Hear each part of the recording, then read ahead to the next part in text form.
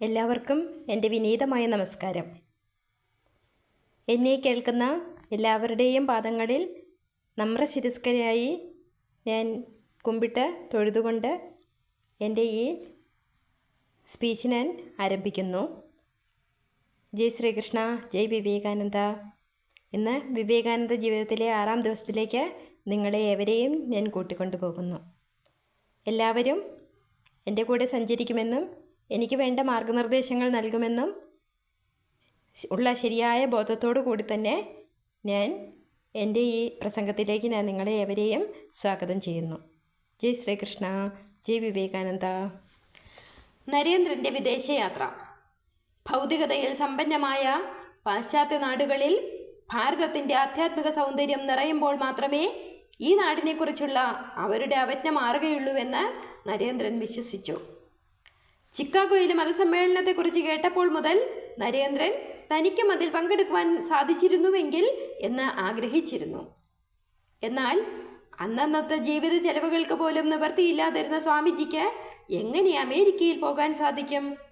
എന്നാൽ അതിതീവ്രമായ തൻ്റെ ആഗ്രഹം ഒരു പ്രഭാഷണത്തിനിടയിൽ മദ്രാസിൽ സ്വാമിജിയുടെ ചില സുഹൃത്തുക്കളും ശിഷ്യരും അറിയുവാനിടയായി. സ്വാമിക്ക് വിദേശത്ത് പോകുവാൻ താല്പര്യമുണ്ട് എങ്കിൽ തീർച്ചയായും അതിന് മാറ്റം വരുത്തരുത് എന്ന് ചിന്തിച്ച് മദ്രാസിലുള്ളവർ പണപ്പിരിവ് ആരംഭിച്ചു. ആദ്യം ആർജിച്ച ധനം നരേന്ദ്രൻ്റെ നിർദ്ദേശപ്രകാരം പാവങ്ങൾക്ക് ദാനമായി നൽകി. മതസമ്മേളനത്തിൽ പങ്കെടുക്കുവാൻ എല്ലാവരും നിർബന്ധിച്ചപ്പോൾ അതുമൂലം എന്തെങ്കിലും ഗുണമുണ്ടാകുമോ എന്ന ഉത്കണ്ഠ അദ്ദേഹത്തിനുണ്ടായി. തൻ്റെ സ്വന്തം ആരാധ്യഗുരുവായ ശ്രീരാമകൃഷ്ണ പരമഹംസർ എന്തെങ്കിലും സൂചന നൽകാതിരിക്കില്ല എന്ന ഉറച്ച തീരുമാനത്തിൽ നരേന്ദ്രൻ ഇരുന്നു. ഒരു ദിനം ഗുരു തന്നെയും കൊണ്ട് സമുദ്രത്തിന് അക്കരെ എത്തിയതായി നരേന്ദ്രന് സ്വപ്നദർശനമുണ്ടായി. ഗുരു തനിക്ക് അനുവാദം തന്നതായി നരേന്ദ്രന് മനസ്സിലായി. ഗുരുമാതാ ശാരദാദേവിയുടെ അനുഗ്രഹവും അദ്ദേഹം നേടി. ചിക്കാഗോ പ്രസംഗത്തിന് തയ്യാറായി. ഖേത്രി മഹാരാജാവിൻ്റെ നവജാത ശിശുവിനെ അനുഗ്രഹിക്കുവാനായി ഖേത്രിയിലെത്തേണ്ടി വന്ന സ്വാമി വിവേകാനന്ദന് ചിക്കാഗോയിലേക്കുള്ള യാത്രാ സൗകര്യം മുംബൈയിൽ നിന്നും കപ്പൽ മാർഗേണ രാജാവ് തന്നെ ഏർപ്പാട് ചെയ്തു. 1893 മെയ് 31 നരേന്ദ്രൻ മുംബൈയിൽ നിന്നും യാത്ര തിരിച്ചു. ഭാരതത്തിൻ്റെ ആധ്യാത്മിക തമോത്ഥാനത്തിലേക്കുള്ള യാത്ര. ഖേത്രി മഹാരാജാവാണ് വിവിധിഷാനന്ദൻ എന്ന പേര് മാറ്റി വിവേകാനന്ദൻ എന്ന നാമധേയം അദ്ദേഹത്തിന് നൽകിയത്. ശ്രീലങ്ക, ചൈന, ജപ്പാൻ എന്നീ രാജ്യങ്ങൾ വഴി ജൂലൈ 30 കപ്പൽ ചിക്കാഗോയിൽ എത്തിച്ചേർന്നു. മതമഹാസമ്മേളനം സെപ്റ്റംബർ മാസത്തിലാണെന്നും സമ്മേളനത്തിൽ പങ്കെടുക്കണമെങ്കിൽ ഒരു മതസംഘടനയുടെ സാക്ഷ്യപത്രം ആവശ്യമാണെന്നും അപ്പോഴാണ് നരേന്ദ്രൻ മനസ്സിലാക്കിയത്. പ്രതിസന്ധികൾ എന്നും വിജയ പതാകയായി മാറ്റിയിട്ടുള്ള സ്വാമി വിവേകാനന്ദന് അവിടെയും അതേ അനുഭവം തന്നെയാണ് കൈവന്നത്. ജീവിത ചെലവുകൾ താരതമ്യേന കുറവുള്ള ബോസ്റ്റണിൽ എത്തിച്ചേർന്ന വിവേകാനന്ദനെ മിസ് കാതറിയനിലൂടെ സുരക്ഷിതമായ JH റൈറ്റ് എന്ന വ്യക്തിയുടെ കൈകളിലേക്ക് ശ്രീരാമകൃഷ്ണ പരമഹംസരുടെ അനുഗ്രഹവും ദൈവസാന്നിധ്യവും എത്തിച്ചു. ബുദ്ധിയുടെ കൊട്ടാരമാണ് തൻ്റെ മുമ്പിലിരിക്കുന്ന വ്യക്തിയെന്ന് സംസാരത്തിനിടയിൽ വിവേകാനന്ദനെക്കുറിച്ച് റൈറ്റിന് മനസ്സിലായി. മതമഹാസമ്മേളനത്തിൻ്റെ നിർവാഹകരിൽ ഒരാൾ റൈറ്റിൻ്റെ സഹോദരനായിരുന്നു. മതമഹാസമ്മേളനത്തിന് പോകാൻ തൻ്റെ പക്കൽ പ്രമാണപത്രങ്ങളൊന്നുമില്ല എന്ന് പറഞ്ഞ സ്വാമിജിയോട്, സ്വാമി, അങ്ങയോട് പ്രമാണപത്രം ആവശ്യപ്പെടുന്നത് സൂര്യന് പ്രകാശിക്കാനുള്ള അവകാശം ചോദിക്കുന്നത് പോലെയാണ് എന്നാണ് റൈറ്റ് മറുപടി കൊടുത്തത്. ചിക്കാഗോയിലേക്ക് ടിക്കറ്റും കത്തും നൽകി വിവേകാനന്ദനെ അയച്ചു. എന്നാൽ കത്ത് നഷ്ടപ്പെട്ടതിനാൽ പല ബുദ്ധിമുട്ടുകളും അദ്ദേഹം അനുഭവിച്ചു. എങ്കിലും ദൈവത്തിൻ്റെ കരസ്പർശമുള്ള സ്വാമിക്ക് തൻ്റെ ആഗ്രഹ നിവർത്തിക്കായുള്ള പടിവാതിലുകൾ എവിടെയും തുറക്കപ്പെടുക തന്നെ ചെയ്യും. അതുതന്നെ ഇവിടെയും സംഭവിച്ചു. സ്വാമി വിവേകാനന്ദൻ പിന്നീട് ഫാദർ പോപ്പ് എന്നും മദർ ചർച്ച് എന്നും വിശേഷിപ്പിച്ച ദമ്പതികളുടെ സഹായത്താൽ മതപ്രഭാഷണത്തിനായി പൗരസ്ത്യ ദേശത്ത് നിന്നും എത്തിച്ചേർന്നിട്ടുള്ള ആളുകൾക്കൊപ്പം താമസിക്കുവാൻ അദ്ദേഹത്തിന് സാധിച്ചു. അമേരിക്കയിലെ ചിക്കാഗോ നഗരത്തിൽ അരങ്ങേറിയ വിശ്വമത സമ്മേളനം ഹിന്ദുമതത്തെ സംബന്ധിച്ചിടത്തോളം ലോകചരിത്രത്തിൻ്റെ ഒരു നാഴികക്കല്ലാണ്. അതൊരു വിശ്വമത സമ്മേളനം മാത്രമായിരുന്നില്ല, വിശ്വമാനവമേള കൂടിയായിരുന്നു. നാനാത്വത്തിലെ ഏകത്വം, ഏകത്വത്തിലെ നാനാത്വം അനന്തര തലമുറയ്ക്ക് പഠിക്കുവാൻ ഈ സമ്മേളനം വളരെയധികം സഹായിച്ചു. ഈ സമ്മേളനം ലോകത്ത് പുതിയ ചിന്താ തരംഗമുയർത്തി. കൊളംബസ് അമേരിക്ക കണ്ടുപിടിച്ചതിൻ്റെ 4ാം ശതാബ്ദി ആഘോഷിക്കുന്നതിന് വേണ്ടി ചിക്കാഗോവിൽ സംഘടിപ്പിക്കപ്പെട്ട കൊളംബിയൻ ആഗോള മഹാപ്രദർശനത്തിൻ്റെ ഭാഗമായിരുന്നു സർവമത സമ്മേളനം. ശാസ്ത്ര സാങ്കേതിക വിദ്യയിൽ അമേരിക്ക കൈവരിച്ച നേട്ടങ്ങൾ മറ്റ് രാജ്യങ്ങളുടെ മുന്നിൽ എത്തിക്കുക എന്നതും ഈ പ്രദർശനത്തിൻ്റെ ലക്ഷ്യമായിരുന്നു. സർവമത സമ്മേളനം ആരംഭിച്ചത് 1893 സെപ്റ്റംബർ 11 തിങ്കളാഴ്ച പ്രഭാതം മുതലായിരുന്നു.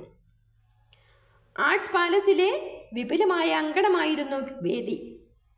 അവിടെ 120 കോടി ജനങ്ങളുടെ മതപരമായ വിശ്വാസങ്ങളുടെയും ആശയങ്ങളുടെയും പ്രതിനിധികൾ സന്നിഹിതരായിരുന്നു. വേദിയിൽ വിവിധ സ്ഥലങ്ങളിൽ നിന്നെത്തിയ 7000-ഓളം ശ്രോതാക്കൾ. തികച്ചും മഹോന്നതവും ശ്രേഷ്ഠവുമായിരുന്നു. തിളങ്ങുന്ന ചുവന്ന മേലങ്കിയും ഒരു വലിയ ചുവന്ന തലക്കെട്ടുമായിരുന്നു വിവേകാനന്ദൻ്റെ വേഷം. സമ്മേളന സ്ഥലം പ്രഭാത സൂര്യൻ്റെ ചെങ്കതിരിൽ കുളിച്ചു നിന്നു.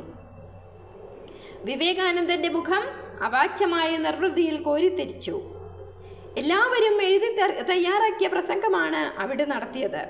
എന്നാൽ ഇതുവരെ ഇത്ര വലിയ ഒരു സമ്മേളനത്തിൽ പങ്കെടുക്കാത്ത വിവേകാനന്ദൻ മുൻകൂട്ടി ഒന്നും എഴുതി തയ്യാറാക്കിയിരുന്നില്ല.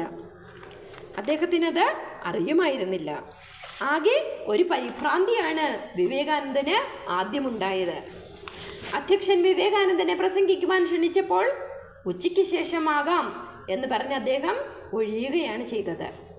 സായാഹ്നത്തിൽ തൻ്റെ ഊഴമായപ്പോൾ സരസ്വതീ ദേവിയെ മനസ്സിൽ പ്രണമിച്ച് ഗുരുസ്മരണയോടെ ഭാരതത്തെ മുഴുവൻ മുന്നിൽ കണ്ടുകൊണ്ട് വിവേകാനന്ദൻ വേദിയിലേക്ക് കയറി.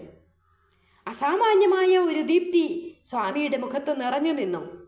നിശബ്ദമായ വേദിയിൽ വിവേകാനന്ദൻ്റെ സ്വരം മണിനാദം പോലെ മുഴങ്ങി. അമേരിക്കയിലെ സഹോദരീ സഹോദരന്മാരെ, ഈ വാക്കുകൾ ശ്രവിച്ച ഉടനെ അതുവരെ ചലനമറ്റതുപോലെ ഇരുന്ന സദസ്സിന് ജീവൻ വെച്ചു. ഹിന്ദുമതത്തെ മതങ്ങളുടെ മാതാവെന്ന് വെളിപ്പെടുത്തിക്കൊണ്ടും സഹിഷ്ണുതയും സർവധർമ്മ സമാദരവും പഠിപ്പിക്കുന്ന മതമാണ് തൻ്റേതെന്ന് പരിചയപ്പെടുത്തിക്കൊണ്ടും അദ്ദേഹം പ്രസംഗം തുടർന്നു. സർവമത സമന്വയത്തിൻ്റെയും സർവമാനവ സാഹോദര്യത്തിൻ്റെയും പരസ്പര വിശ്വാസത്തിൻ്റെയും സൂചകങ്ങളായ സ്വാമിയുടെ വാക്കുകൾ വളരെ പ്രസക്തമായിരുന്നു. അദ്ദേഹത്തെ വക്താക്കളിൽ അഗ്രഗണ്യനായി ഉയർത്തി. വളരെ ഹ്രസ്വമായ പ്രഭാഷണമായിരുന്നുവെങ്കിലും അർത്ഥമൂല്യങ്ങളേറിയ ഒന്നായിരുന്നതിനാൽ അദ്ദേഹത്തെ തേജസ്വിയായ വാഗ്മി എന്നാണ് എല്ലാവരും വിശേഷിപ്പിച്ചത്. സ്വാമിജിയുടെ 2ാമത്തെ പ്രസംഗം അതിമനോഹരവും ഹൃദ്യവുമാണ്.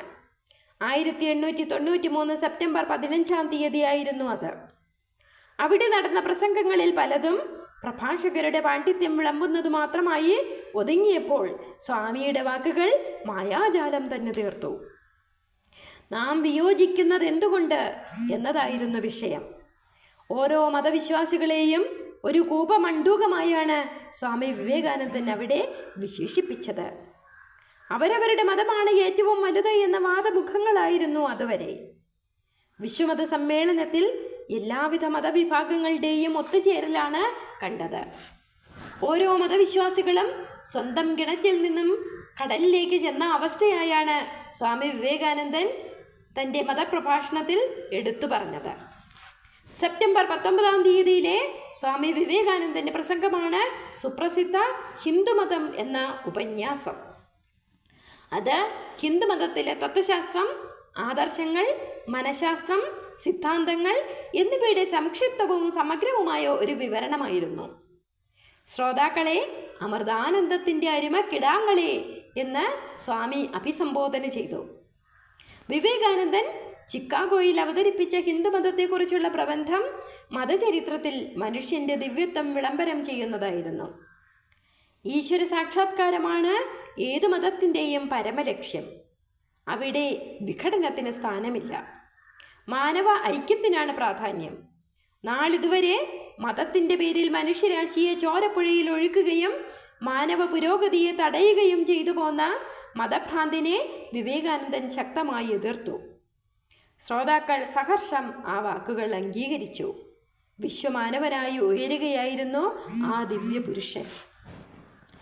ബുദ്ധമതം ഹിന്ദുമതത്തിന്റെ പൂർത്തീകരണം എന്ന വിഷയത്തെക്കുറിച്ച് സെപ്റ്റംബർ 26 സ്വാമി വീണ്ടും പ്രസംഗിച്ചു. അന്നാണ് ഹിന്ദുമതത്തിലെ കർമ്മകാണ്ഡത്തെയും ആധ്യാത്മിക കാണ്ഡത്തെയും കുറിച്ച് സ്വാമി വിശദീകരിച്ചത്. മതമഹാസമ്മേളനത്തിൻ്റെ അന്താരാഷ്ട്ര പരിപാടികൾ 17 ദിവസം നീണ്ടു നിന്നു. ഓരോരുത്തർക്കും അനുവദിച്ചിരുന്ന സമയം അരമണിക്കൂറായിരുന്നു. എന്നാൽ ശ്രോതാക്കളുടെ ആവശ്യപ്രകാരം സ്വാമിജിയുടെ സമയം അധ്യക്ഷൻ നീട്ടിക്കൊടുത്തിരുന്നു. സ്വാമിജിയുടെ 2-3 പ്രസംഗങ്ങൾ കഴിഞ്ഞപ്പോൾ തന്നെ എല്ലാവരും അദ്ദേഹത്തെ അംഗീകരിച്ചിരുന്നു. വർത്തമാനപത്രങ്ങൾ അദ്ദേഹത്തെ ദിവ്യശക്തിയുള്ള വാഗ്മി എന്ന് വിശേഷിപ്പിച്ചു. പുരുഷന്മാരും സ്ത്രീകളും അദ്ദേഹത്തെ തങ്ങളുടെ അതിഥിയായി ക്ഷണിക്കുവാൻ മത്സരിച്ചു. സർവമത സമ്മേളനത്തിൽ ചെയ്ത 5 പ്രഭാഷണങ്ങളിൽ ഒടുവിലത്തേത് സെപ്റ്റംബർ 27 ആയിരുന്നു. ആ പ്രസംഗം വിവേകാനന്ദൻ ഇങ്ങനെയാണ് അവസാനിപ്പിച്ചത്: തപസ്, പവിത്രത, ദാനശീലം ഇവയൊന്നും തന്നെ ലോകത്തിലെ ഒരു മതത്തിൻ്റെയും കുത്തകയല്ല. എല്ലാ മതങ്ങളും ശ്രേഷ്ഠമായ സ്ത്രീ പുരുഷന്മാരെ സംഭാവന നൽകിയിട്ടുള്ളതാണ്. ഇത് പ്രമാണസിദ്ധമാണ്. മത്സരമല്ല, ഒത്തൊരുമയാണ് നമുക്ക് ആവശ്യം.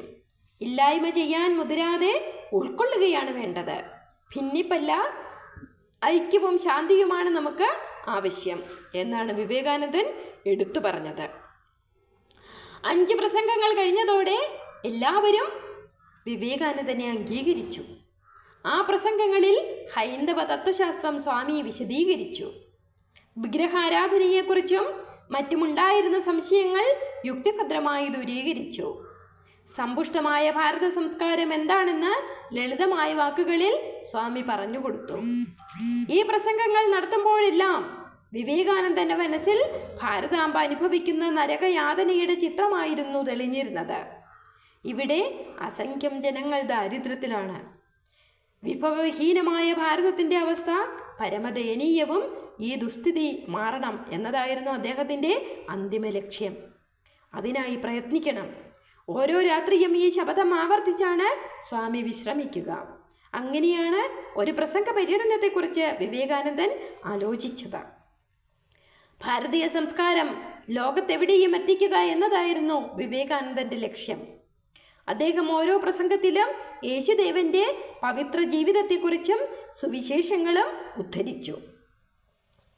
പ്രസംഗങ്ങളിൽ കൂട്ടായ്മയുടെ ആവശ്യകതയും വിശ്വശാന്തിയുടെ പ്രാധാന്യവും ഉപനിഷത്തുകൾക്ക് അതിനുള്ള പങ്കും പാശ്ചാത്യരെ ബോധ്യപ്പെടുത്തി. ഭാരതത്തിലെ ദാരിദ്ര്യം പരിഹരിക്കുക, ഹൈന്ദവശാസ്ത്രം ലോകജനതയെ അംഗീകരിപ്പിക്കുക എന്ന ലക്ഷ്യമായിരുന്നു സ്വാമി വിവേകാനന്ദന് ഉണ്ടായിരുന്നത്. അതാണ് അദ്ദേഹത്തെ വിശ്വമാനവനായി വളർത്തിയത്. ഓരോ വ്യക്തിയെയും പൂർണ്ണതയിലേക്ക് നയിക്കേണ്ടതിൻ്റെ ആവശ്യകത അദ്ദേഹത്തിന് അറിയാമായിരുന്നു. സ്വാമിജിയുടെ പ്രസംഗത്തിൽ ആകൃഷ്ടനായ നോബിൾ തൻ്റെ എല്ലാ സമ്പത്തും ഭാരതീയ മഹിളകളുടെ പുരോഗതിക്ക് വേണ്ടി സമർപ്പിച്ചു. സിസ്റ്റർ നിവേദിത എന്ന പേരിൽ അറിയപ്പെട്ടു. സ്വാമി വിവേകാനന്ദൻ്റെ അമൂല്യങ്ങളായ വാഗ്രത്നങ്ങൾ പിൽക്കാല ജനതയ്ക്ക് പ്രകാശം നൽകുന്നതിനായി തയ്യാറാക്കിയത് ഗുഡ്വിനായിരുന്നു.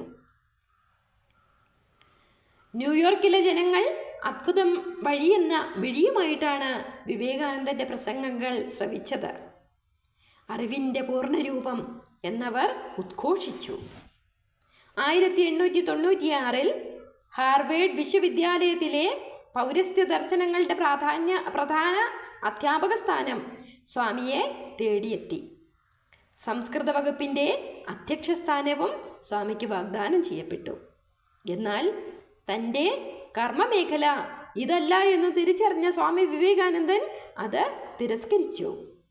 അമേരിക്കയിൽ നിർവഹിച്ച പ്രയത്നങ്ങൾ പരിപൂർണതയിലെത്തിക്കുവാൻ ഒരു സംഘടന ആവശ്യമുണ്ട് എന്ന് കണ്ട് ന്യൂയോർക്കിൽ ഒരു വേദാന്ത സൊസൈറ്റി അദ്ദേഹം സ്ഥാപിച്ചു. ഭൂഗോളത്തിൻ്റെ കിഴക്കും പടിഞ്ഞാറുമുള്ള വസ്തുക്കളെ വിവേകാനന്ദൻ നേരിട്ടറിഞ്ഞു. ഹിന്ദുമതം ഭൗതികമായ ഉയർച്ചയെ തിരസ്കരിച്ചു, ആധ്യാത്മികമായ ഉയർച്ച സ്വീകരിച്ചു. പടിഞ്ഞാറൻ ദേശത്തെ ഭൗതികതയും കിഴക്കൻ ദേശത്തെ ആത്മീയതയും ഒന്നിക്കുകയാണെങ്കിൽ മാത്രമേ ശാന്തി എങ്ങും കൈവരികയുള്ളൂ എന്ന് സിംഹത്തിൻ്റെ വീര്യവും ആട്ടിൻകുട്ടിയുടെ സൗമ്യതയും യോജിപ്പിക്കാൻ നമുക്ക് കഴിയണം എന്നുമാണ് വിവേകാനന്ദൻ പറഞ്ഞത്. ഭാരതീയ ധർമ്മം പടിഞ്ഞാറ് പ്രചരിപ്പിക്കുന്നതിന് മുമ്പ് അത് സർവ്വതും ഉൾക്കൊള്ളുന്ന വിശിഷ്ടമായ ഒന്നാണ് എന്ന് വിവേകാനന്ദൻ സ്ഥാപിച്ചു. മതം മനുഷ്യന്റെ ആധ്യാത്മിക വളർച്ചയെ സഹായിക്കണം. വേദാന്ത തത്വം ആചാരങ്ങളിലും വിശ്വാസങ്ങളിലും ചെലുത്തുമ്പോൾ അത് ഹിന്ദുമതമായി. ദ്വൈതരൂപമായ വളർച്ച പടിഞ്ഞാറൻ ജനതയിൽ സ്വാധീനം കൊള്ളുമ്പോൾ അത് ക്രിസ്തുമതമായി. സെമിറ്റിക് ഗോത്രക്കാരുടെ ആശയത്തിൽ ചെലുത്തുമ്പോൾ അത് ഇസ്ലാം മതമായി.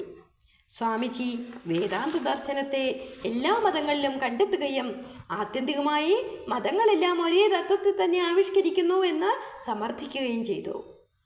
മതം മാനവന് വേണ്ടിയാണ്, മാനവൻ മതത്തിനു വേണ്ടിയല്ല എന്നുള്ള സ്വാമിയുടെ ആഹ്വാനം ഇന്നും പ്രസക്തം തന്നെ. സ്വാമിയുടെ ആരോഗ്യസ്ഥിതി വീണ്ടെടുക്കുന്നതിനായി സേവിയർ ദമ്പതിമാരും ഹെൻറിച്ച് മുള്ളറും കൂടെ യൂറോപ്പിൽ ആൽപ്സ് പർവ്വതനിരകളുടെ മുകളിലെത്തി. ആധ്യാത്മിക പഠിക്കുന്നതിനും പഠിപ്പിക്കുന്നതിനും ഉതകുന്ന ഒരാശ്രമം ഹിമാലയത്തിൽ സ്ഥാപിക്കുക എന്നതായിരുന്നു അവരുടെ ആശയം. മായാവതിയിലെ അദ്വൈതാശ്രമം അങ്ങനെ സ്ഥാപിക്കപ്പെട്ടു. യൂറോപ്പിലെ ആ യാത്രയിൽ വിവേകാനന്ദൻ പ്രസംഗം നടത്താതെ ധ്യാനവും വിശ്രമവുമായി ഇരുന്നു.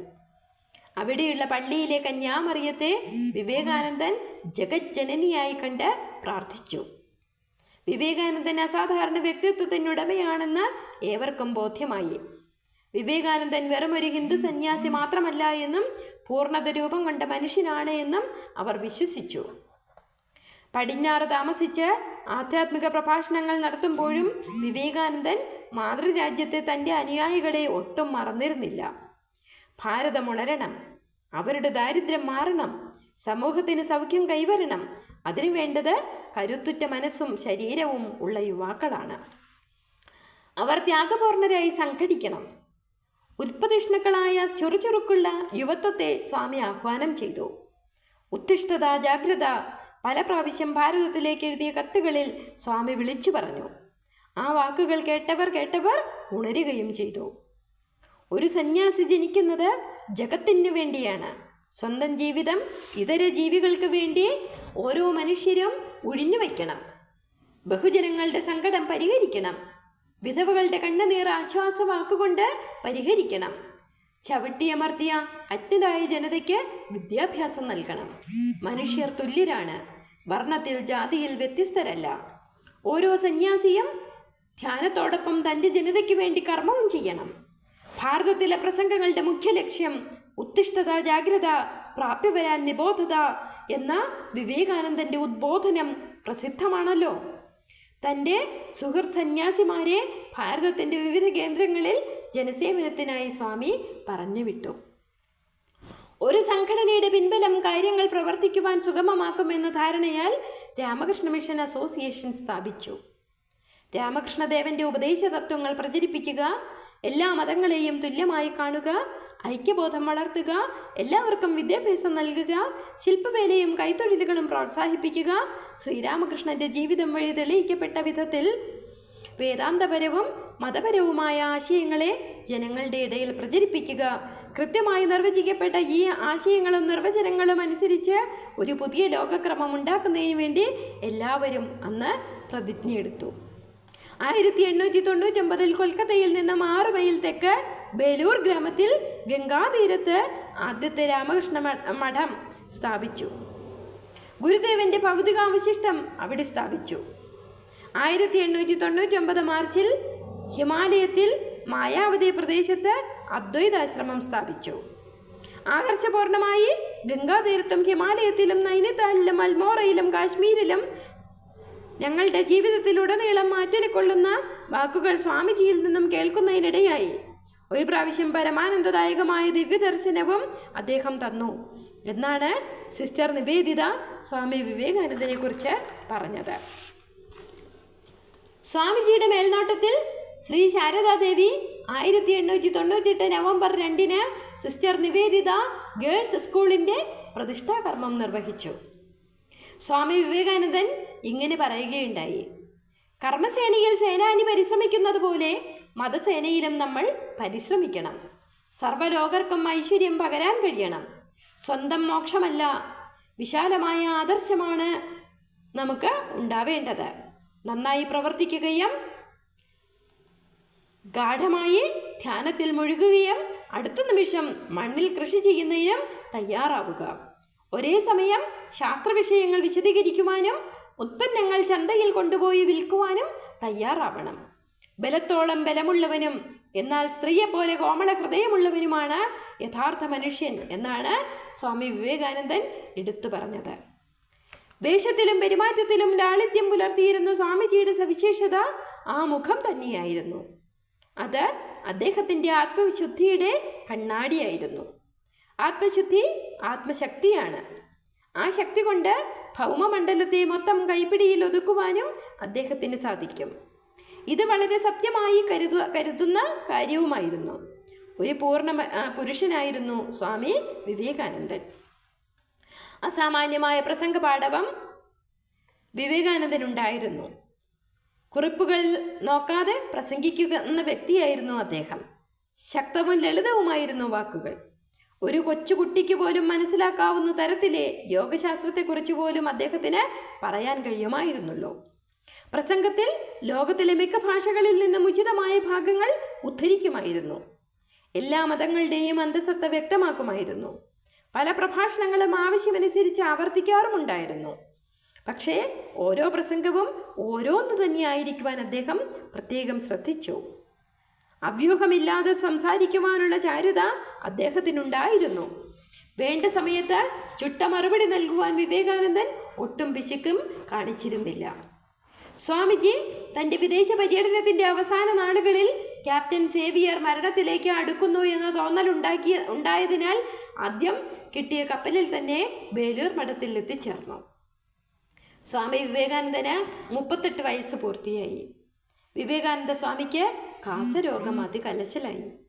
വിവേകാനന്ദൻ മാതാവ് ഭുവനേശ്വരി ദേവിയോടൊപ്പം ബംഗ്ലാദേശിലെത്തി. ജീവിതം മുഴുവൻ ദുഃഖം മാത്രം നൽകാനേ എനിക്ക് കഴിഞ്ഞുള്ളൂ. അവസാന ദിനങ്ങളിൽ അമ്മയോടൊപ്പം നിന്ന് അവർക്ക് കുറച്ചെങ്കിലും സാന്ത്വനം പകരണം.